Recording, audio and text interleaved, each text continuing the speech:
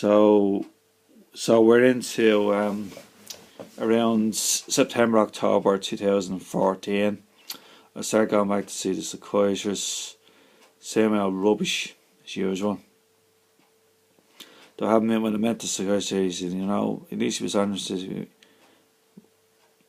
no, more likely we're not going to be able to get you better. So at least he was honest.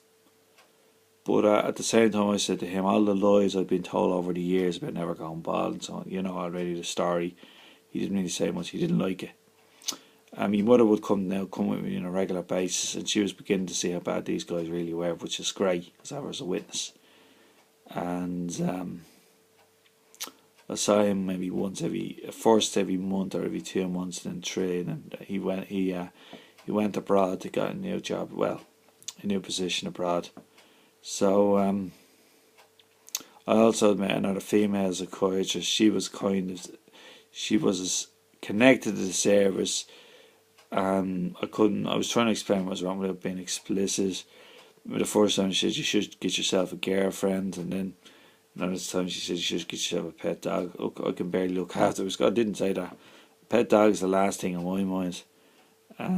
Same rubbish. And then she got talking to me mother one day. I was waiting for her, and my mother came out. She said to me, "That's a very handy number if you get it." Now, even I didn't say that about her. But there you go. So we're into 2015, is it? Yeah, my life's a nightmare. That Christmas too, that was awful. The pain I was in was unbelievable. The tiredness, eyes were stinging me. I was exhausted. That was brutal Christmas. Oh, and I could do nothing about it. I could barely stand. So we're into. At this time, I began writing my book at the same time about what happened to me over the years. I started writing in October, I think, 2014, and I wouldn't be finished until May 2015. And I'd be fair to do it in the wintry time, and because the kids drive you nuts during the summer, you just cannot concentrate. They're banging at the door, they're running into the garden. Yeah, I'd love to be able to write during the summer, but it's not possible at the moment because my house is too small. I'm on a corner. The best time is when the weather is terrible. Say between November and March. I actually love it when the weather is terrible. Lashing rain, wind, constant rain and wind, freezing cold all the time. So the kids don't come out that often. So I'll be writing my book, and my experiences over the years, since it's an autobiography, so it's not all bad stuff. I mean, the first 12 years or so, even 14, are very reasonably. The first 12 were great years for me, as you already know. So I'll be writing the book. I'll be going in here as well, and get sick of it. And give me heart problems now. We're starting as well. So I went to my GP one day, so my heart's killing me. This is the only time where she actually showed a bit of compassion. She gave me a letter. She wrote a letter. She said, go to the emergency department in one of the local hospitals. And I got the bus. I got lucky. The bus came straight away. It was one of these days where everything kind of went right. I went into the hospital, the emergency department. I had the letter with me.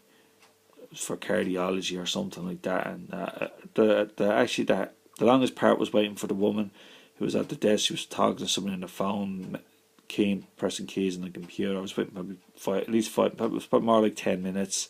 That was actually about 10 minutes. That was actually a long wait. Gave her the letter. She said, wait there. I said, well, can you get a cup of water? Is there water cooler around us? She just went over there. I just finished finishing up, and my name was called. It was amazing. The speed, I've never seen anything. So I went in. They asked me what's wrong. I said I've got chronic insomnia, and I'm suffering from anxiety and getting pains in my heart. It's causing huge amount, which is all stress and anxiety, impending doom and gloom. They don't know regular rudimentary, but they were very well behaved this time, well mannered. They weren't running me down or making jokes. They took it very seriously. They were very professional.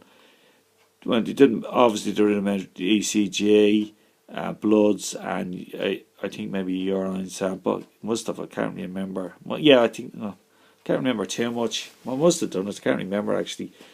And then I had to go down to radiology just to take an X-ray of your heart. I think the front and the side, in case your arteries are blocked or anything. And when I went into the radiologist there was, who was a woman.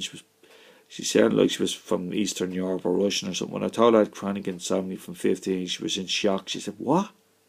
I said, "Yeah, it's true." She was just, I've never heard anything like this. I said, "It's all true. That's why I'm in the state I'm in." And then before I left, I said thanks to the doctor and I said, "This is the best treatment I've ever had in my life." I said, "I've awful experience. I said, I'm very sorry to hear this." I said, "This is the worst. This is the only really positive experience I've had in my life, being in a hospital." I said, "I wasn't mocked. I wasn't humiliated, laughed at. I was just treated the same as everybody else. I'm not asking for VIP treatment or anything." I said, "Sorry to hear that." He gave me some. Oh yeah, my bowels were always blocked because of the medication I was on.